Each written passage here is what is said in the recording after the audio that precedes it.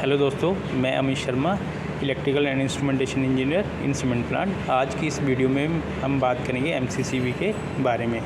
आज की इस वीडियो में मैं आपको प्रैक्टिकली बताऊंगा कि एमसीसीबी अगर साइड पे माउंटेड है तो हम कैसे पहचानेंगे कि वो एमसीसीबी है या कुछ और लगा हुआ है। तो ये हमारे सामने है एमसीसीबी। एक इस मॉडल का एमसीसीबी है, एक इस टाइप का एमसीसीबी है। अगर हमें दोनों में से किसी भी टाइप का एमसीसीबी साइड पे अगर देखने को मिलता है तो इसका मतलब है कि वो एमसीसीबी है। ये एमसीसीबी 4 पोल एमसीसीबी है, जिसमें 3 पोल जो हैं वो फेस के हैं और एक पोल जो है वो न्यूट्रल का है। न्यूट्रल के पोल में यहाँ पे एन लिखा हुआ है। ये डिस्प्ले टाइप एमसीसीबी है, मतलब इसमें एडवांस फीचर्स हैं। इसमें टाइम डिले भी प्रोवाइड कर सकते हैं, शॉर्ट सर्किट का टाइम डिले प्रोवाइड कर सकते हैं, अर्थ फॉल्ट का टाइम डिले प्रोवाइड कर सकते हैं और इंस्टेंटेनियस करंट का भी आप यहाँ पे ऑप्शन मिलता है। अभी हम बात करते हैं इसके पार्ट्स के बारे में।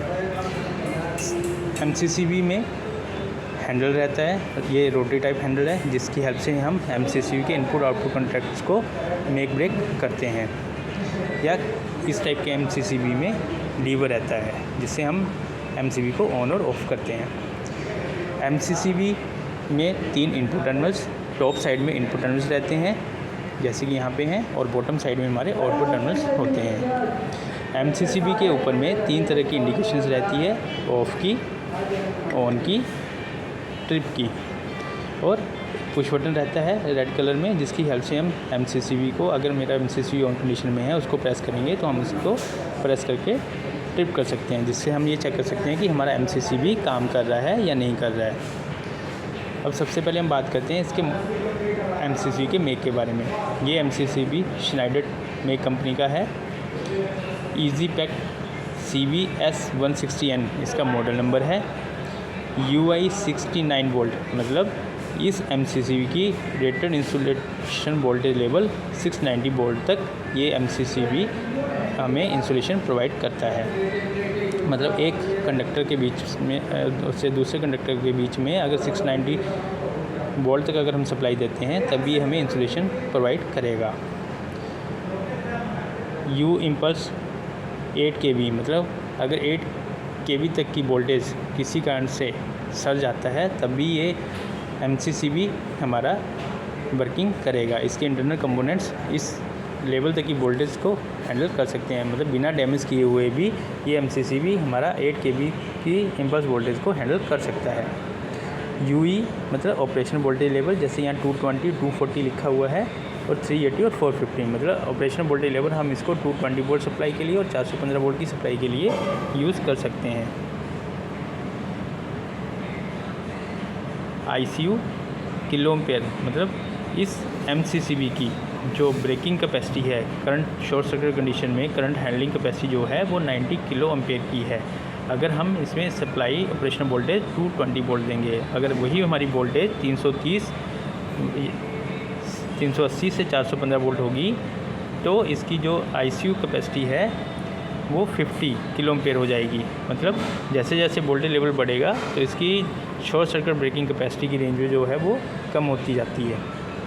ICS service breaking capacity, service current breaking capacity को बताता है।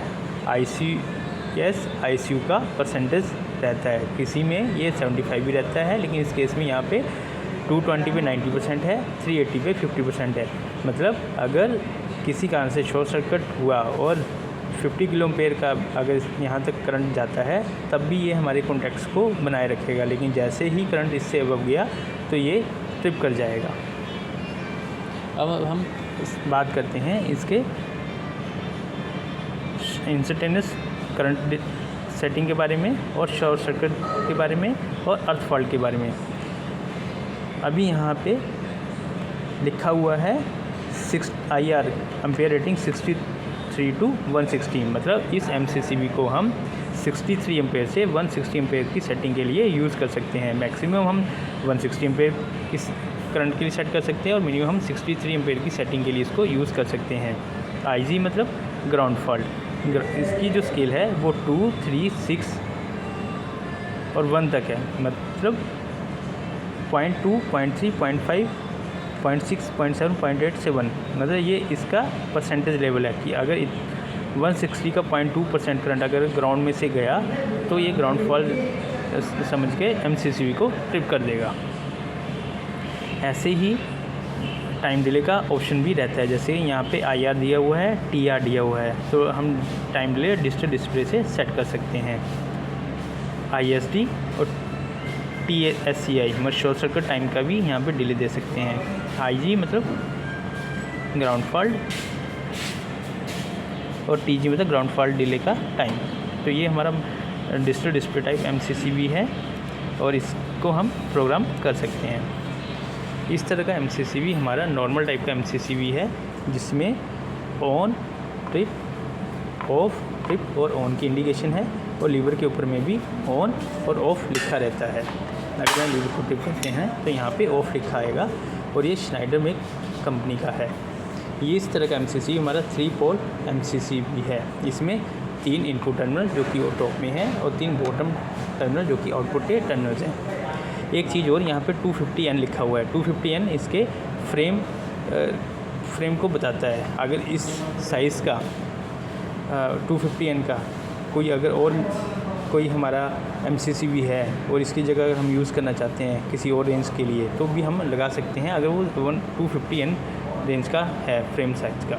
जैसे कि यहाँ पे 160N लिखा हुआ है, तो अगर 160N का है तभी हम यूज़ कर सकते हैं, इसको रिप्लेस कर सकते हैं। अदरवाइज़ अगर हम कोई दूसरा लगाते हैं तो फ्रेम साइज़ हमारा मैच नहीं करेगा।